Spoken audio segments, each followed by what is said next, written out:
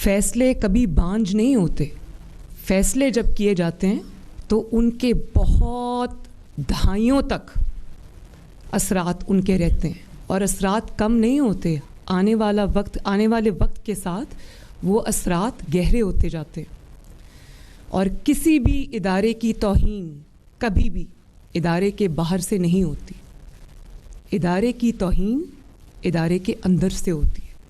عدلیہ کی توہین اگر کوئی کرتا ہے تو متنازع فیصلے کرتے ہیں, انسان نہیں کرتے. میں ابھی پورا ایسے لکھ کے دے سکتی ہوں, پورا مقدمہ لکھ کے دے سکتی ہوں عدلیہ کی تعریف میں, لیکن ایک غلط فیصلہ اس سارے مقدمے کو اڑا کے رکھ دے گا. اور اسی طرح اگر آپ ٹھیک فیصلہ کرتے ہیں, انصاف پر مبنی فیصلہ کرتے ہیں, تو اس فیصلے کے اوپر جتنی بھی تنقید کی جائے وہ تنقید کوئی معنی نہیں رکھتی. جو حقائق آج میں قوم کے سامنے رکھنے چاہتی ہوں وہ ابھی ریسنٹ ڈیز میں, ابھی چند دنوں پہلے جو فیصلے ہوئے, اس نے میرے دل میں, دماغ میں, میری یادداشت, وہ سب چیزیں جو ہیں وہ واپس آ گئیں. میں ان کو مختصراً کوشش کروں گی, لیکن کیونکہ وہ ناانصافیوں کی فہرست اتنی طویل ہے کہ مولانا صاحب مجھے تھوڑا سا اگر وقت عنایت فرما دیں.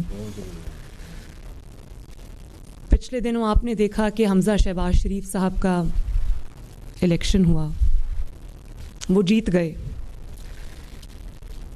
تحریک انصاف سپریم کورٹ کی رجسٹری میں درخواست لے کر گئی, دیواریں پھلاندیں سپریم کورٹ کی لاہور رجسٹری کی, اور قوم نے دیکھا کہ چھٹی کے دن رات کو رجسٹری کھلی. رجسٹرار گھر سے بھاگا آیا, اس نے کہا جی پٹیشن کدھر ہے؟ تو تحریک انصاف کے لوگوں نے کہا کہ پٹیشن تو ابھی تیار نہیں ہوئی. تو پٹیشن اس نے کہا ہم یہاں بیٹھے ہیں, آپ پٹیشن تیار کریں. یہ کبھی کسی مقدمے میں ہوا؟ لوگوں کی پٹیشنز جاتی ہیں, ان کے لیے وہ پٹیشنز لگتی ہی نہیں ہیں, انتظار میں کئی ہفتے مہینے گزر جاتے ہیں. اب میں اس کی تفصیل میں جاؤں گی تو وہ ایک بہت لمبی لسٹ ہے. اور جب پٹیشن آتی ہے, ہمارے انصاف کا نظام یہ ہے کہ جب کوئی پٹیشن آتی ہے تو لوگوں کو پہلے سے پتہ ہوتا ہے کہ بینچ کون سا بنے گا, اور جب بینچ بنتا ہے تو لوگوں کو پتہ ہوتا ہے پہلے سے کہ فیصلہ کیا ہوگا. یہ ہے